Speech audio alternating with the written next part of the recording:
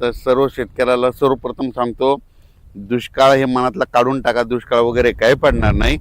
जूनच्या शेवटच्या आठवड्यात मात्र शेतकऱ्याच्या पेरण्या होणार आहे, एवढं मी सांगू इच्छितो.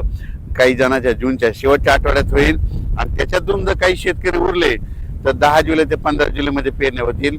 पण शेतकऱ्याच्या पेरण्या होणार एवढं निश्चित आहे, कारण की जूनच्या शेवटच्या आठवड्यात चांगला राज्यात पाऊस येणार आहे. ते पाऊस काय होणार आहे, विदर्भाकडून येणार आहे.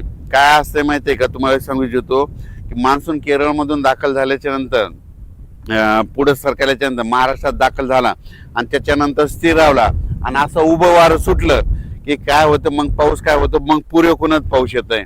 मग परत काय होतं, ते इकडून पाऊस येत नाही. मग पूर्वेकडून पावसाला सुरुवात होती. मग पूर्वेकडून म्हणजे कोणता येत आहे, विदर्भ इकडून तेलंगणाकडून. मग तिकडून पाऊस येणार आणि महाराष्ट्रातल्या परत शेतकऱ्याच्या पेरण्या लागणार, म्हणून हे अंदाज लक्षात द्यायचा. पण दुष्काळ वगैरे काही पडणार नाही. जूनच्या शेवटच्या आठवड्यात मात्र सगळ्याच्या पेरण्या लागतील, म्हणून हे अंदाज लक्षात द्यायचा. पेरणी करताना सर्व शेतकऱ्याला सांगू इच्छितो, सगळ्यांची पेरणी एकदम होणार नाही.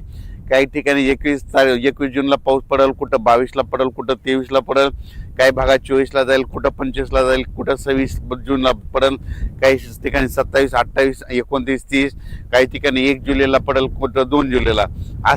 तर काही ठिकाणी 1 जुलै 2 जुलैपर्यंत पाऊस पडेल, म्हणून हे लक्षात यायचं. पण पेरण्या मात्र सगळ्याच्या सर्व शेतकऱ्याच्या होणार, म्हणून हा अंदाज लक्षात यायचा.